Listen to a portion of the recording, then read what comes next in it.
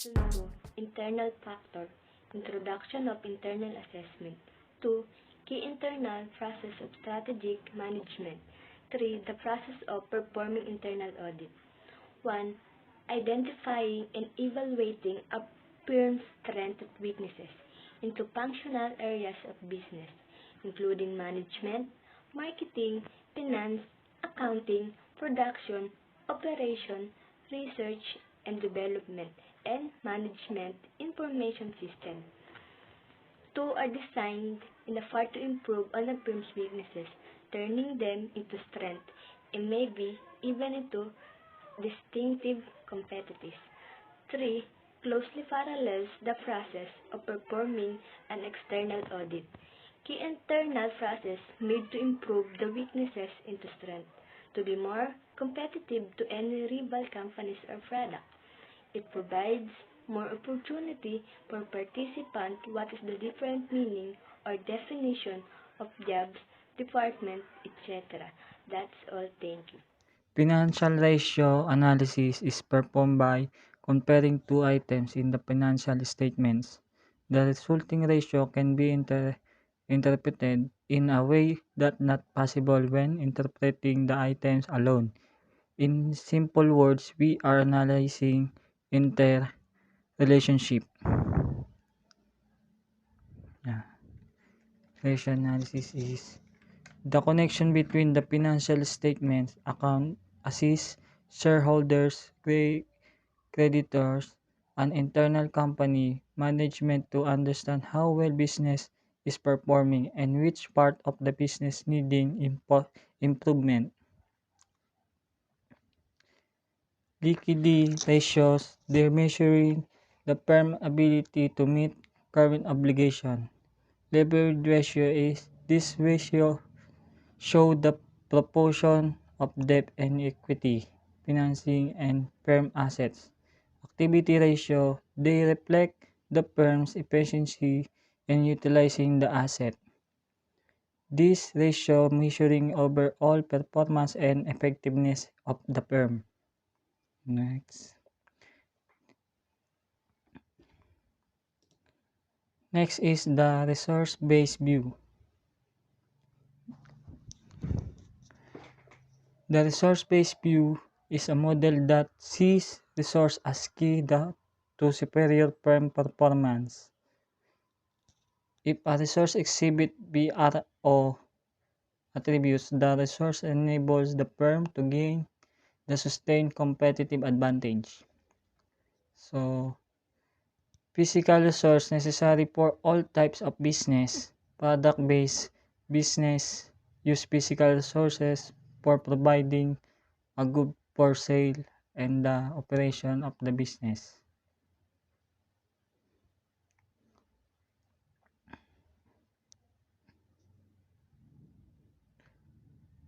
Physical resource service-based business is physical resource to facilitate the delivery of the service such as having space to work, tools, and the needed for the service and resources used to support the service.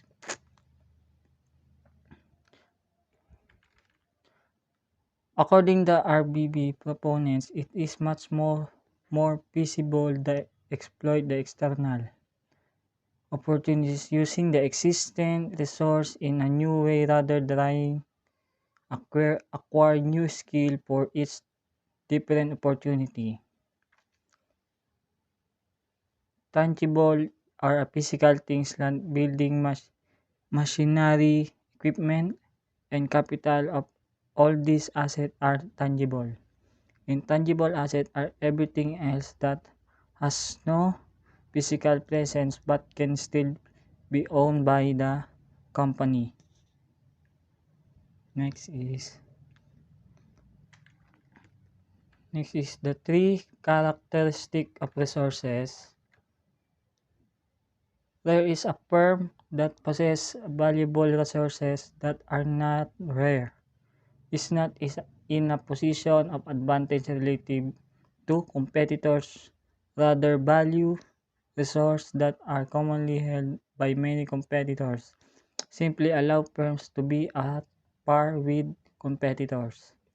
Number 2, inevitable, inimitable.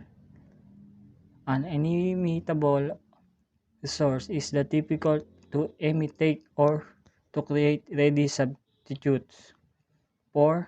A resource is inimitable and non-substitutable. If it's the difficult for another firm to acquire resource, acquire of substitute something else it is place. Organization is firm must likewise have to organize the capability of exploit the resource. Next is integrating strategy of culture. Every business entity has a unique organizational culture that impacts strategy planning activities. Organizational culture is the pattern of behavior that has been developed by an organization as it learns to cope with its problem of external adoption and internal integration.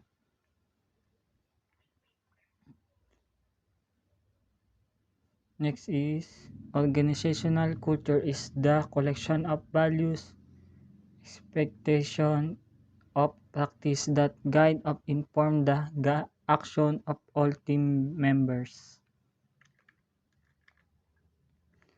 Every organization culture is different, and if it's important to retain what makes your company unique. However, the culture as high performance organizations consistently reflect certain qualities that you should seek to cultivate. Next is qualities.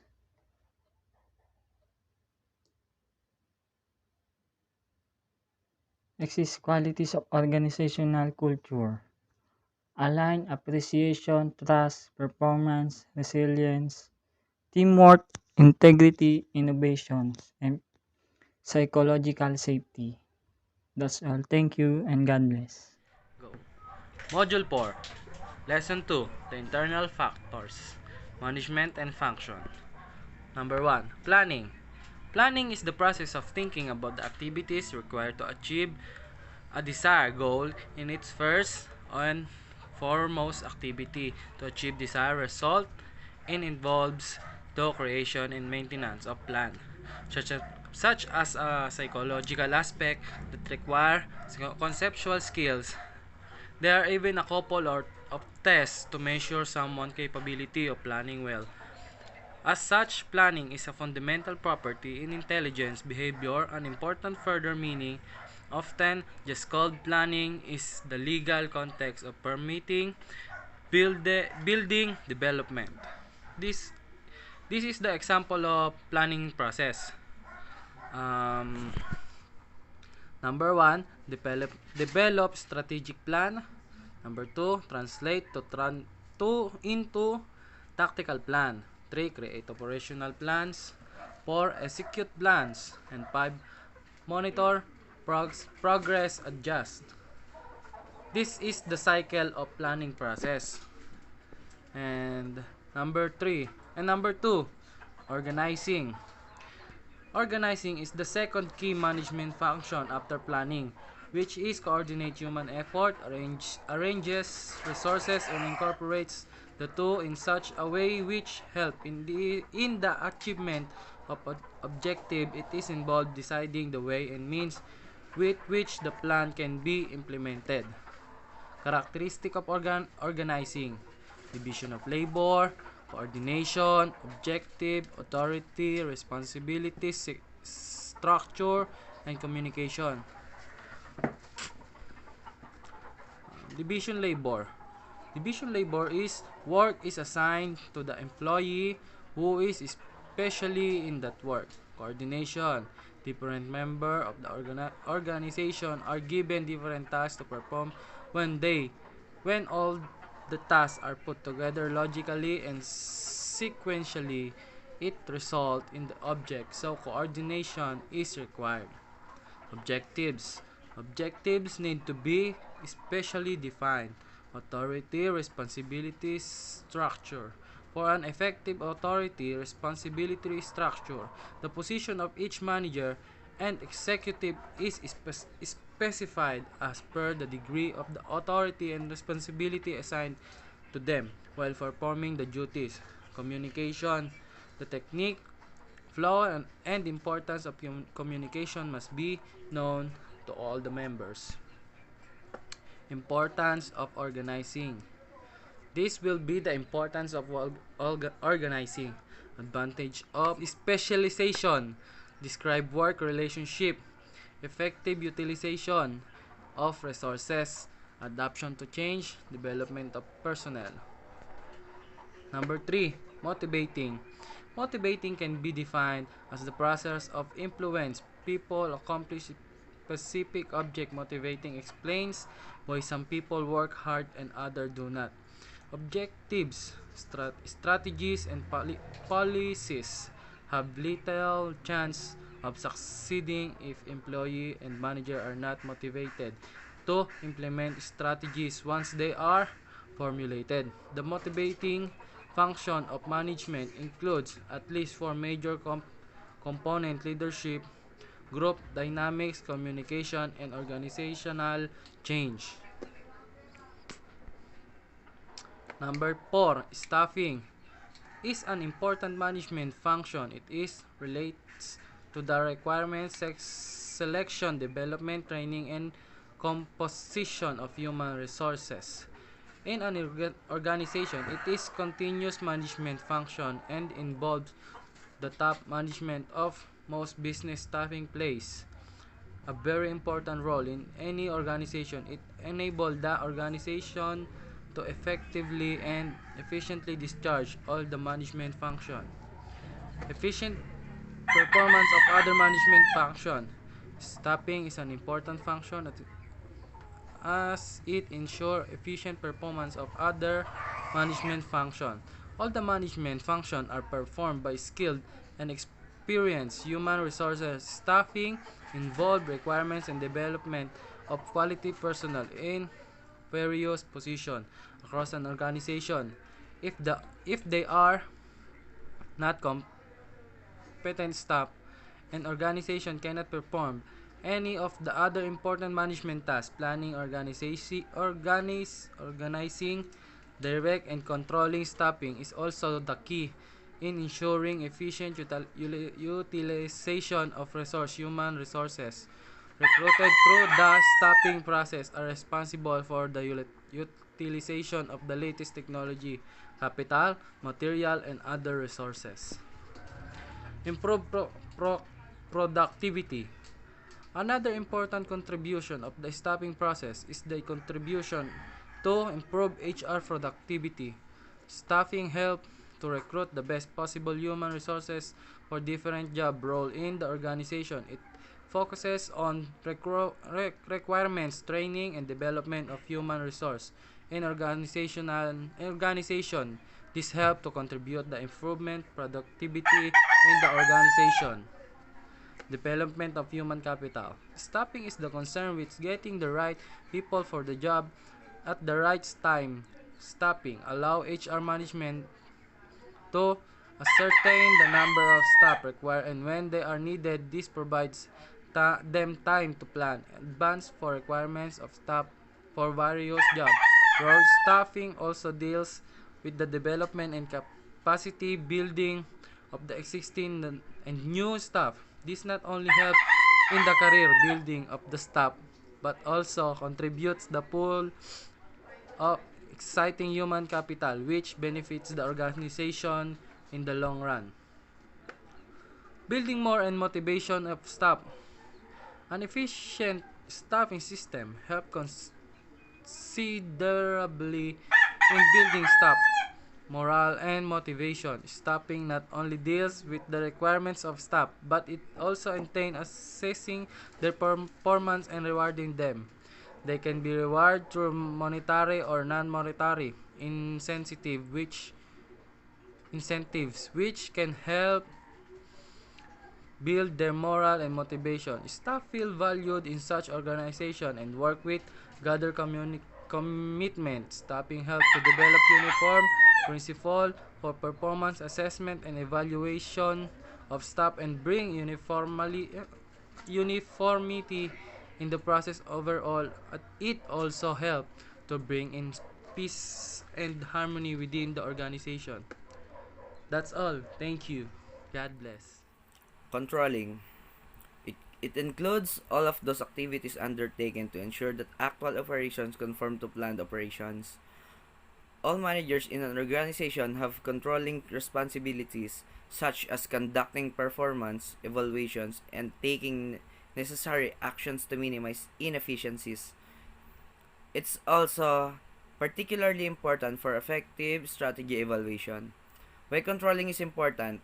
Because it is a function of management which helps to check errors in order to take corrective actions. Control Control in management includes setting standards, measuring actual performance, and taking corrective actions in decision making. It is one of the important functions of management. It helps manager monitor the effectiveness of their planning, organizing, and leading activities. Controlling determines what's being accomplished. That is evaluating the performance and, if necessary, taking corrective measures so that the performance takes place according to plans. Why controlling is important in effective strategy evaluation? Strategic evaluation is an important tool for assessing how well your business has performed relative to its goals. It is an important way to reflect on achievements and shortcomings and is also useful for examining the goals themselves, which may have been set at a different time under different circumstances. Process of controlling. We have 4 types of controlling. The first one is establishing performance standards. What is establishing performance standard? Managers must translate standards like employee morale, discipline, public relation, the image of the concern, and etc. Cannot be easily quantified as they are intangible. These performance standards can be in the form of goals, such as revenue from sales over a period of time. A standard should be tangible for better evaluation. Performance standards are expressed in terms of cost, quality, quantity, and time. The second one, measuring actual performance. What is measuring actual performance? If performance is not measured, it can't be ascertained whether standards have been met. Work operations and turnout should be observed, measured, and facts collected. Statistical data, reports, opinions, accounting informations, and etc. will help in measuring the actual performance. The third one, comparing actual performance with standards. Accept or reject the product or outcome. The comparison may disclose either agreements and deviation from the standard established, but the manager has to be very clear about the concept of deviation, minor or negligible deviation may be ignored, but major and significant deviation should be correctly understood. The last one is taking corrective action. Managers must be determined why standards were not met. Corrective action should be taken immediately, without any loss of time. Corrective action may be improving improving the techniques, organizational structure, proper selection, training, and remuneration of workers. This step also involves determining whether more control is necessary or if the standard should be changed. Marketing. It can be described as the process of defining, anticipating, creating, and fulfilling customers' needs and wants for products and services. And it is also the process of planning and executing the conception, pricing, promotion, and distribution of ideas, goods, and services to create exchange that satisfy individual and organizational goals. Marketing. What is marketing? It refers to activities a company undertakes to promote the buying or selling of a product or service.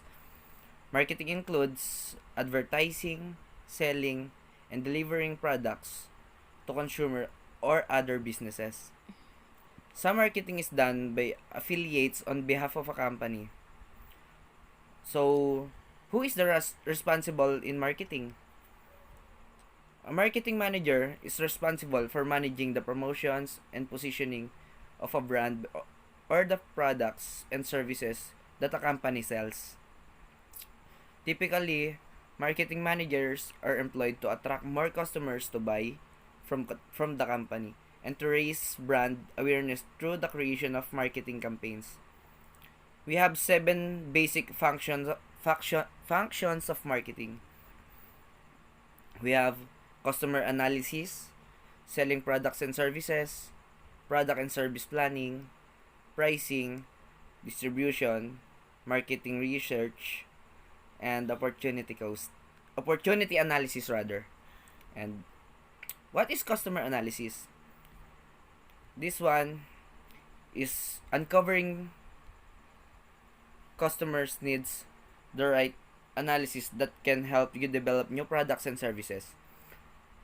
Once your customer may not even know they need, the products lines you develop in this manner could drive sales and profit even more, helping you building an even a better business.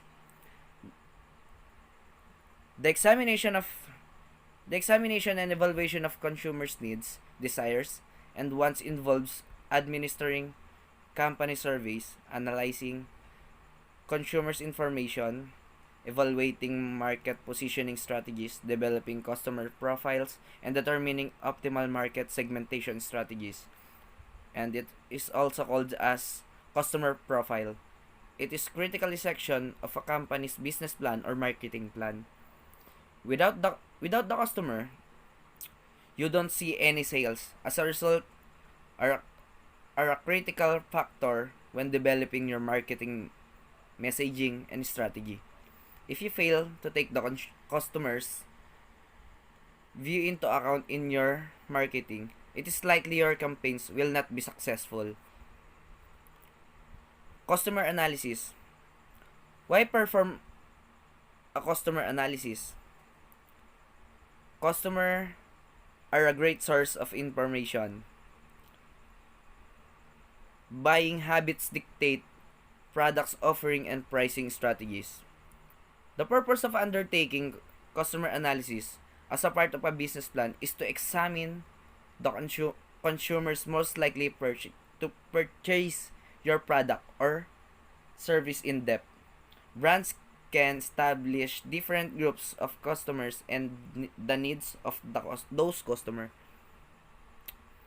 Important for a company to understand who their customers are, what, when, where, and how much are customer buying, what needs are met, and which ones are not. Is customer base growing or shrinking? Understand the customer analysis.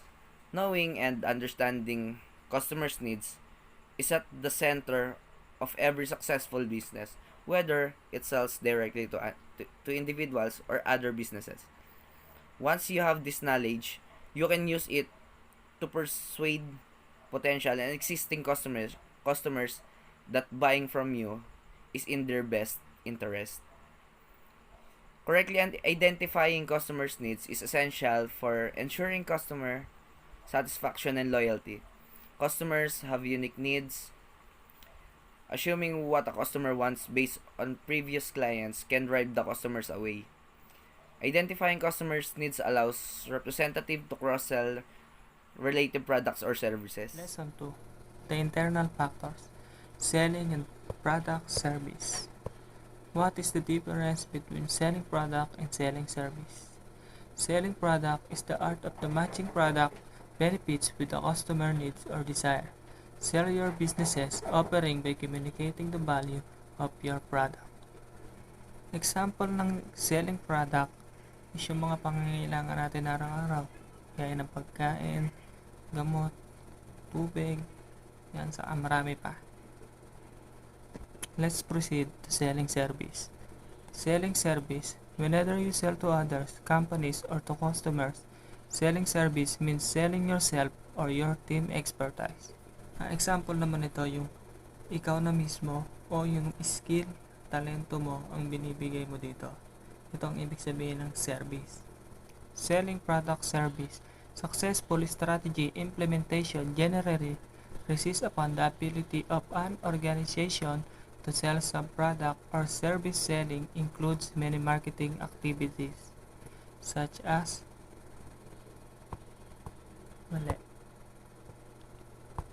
advertising, sales force management, customer relations, dealer relations, sales promotion, publicity, and personal selling. Product and service planning.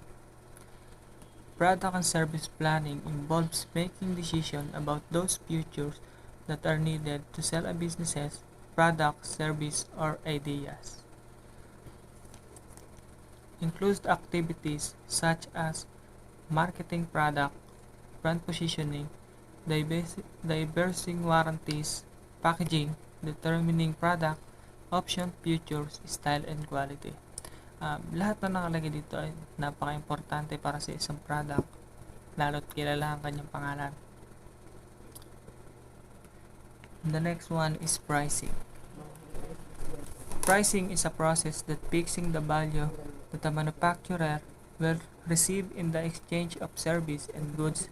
Pricing method is exercised to adjust the cost of the procedures offering suitable to both the manufacturer and the customers.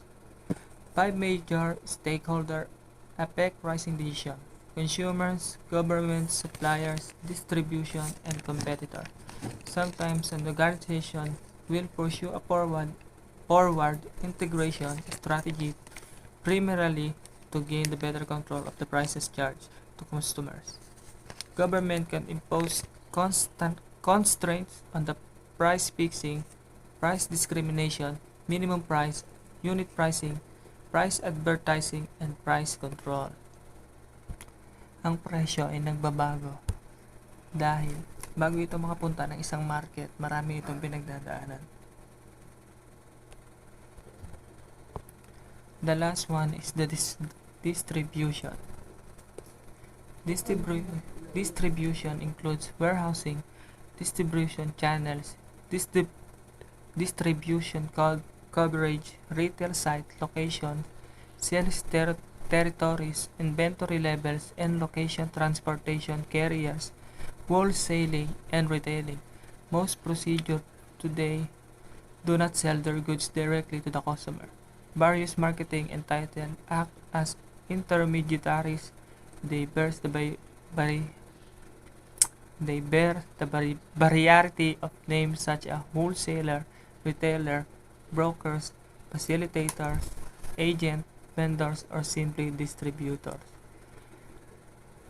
Example nito is pag umorder ka sa Shopee.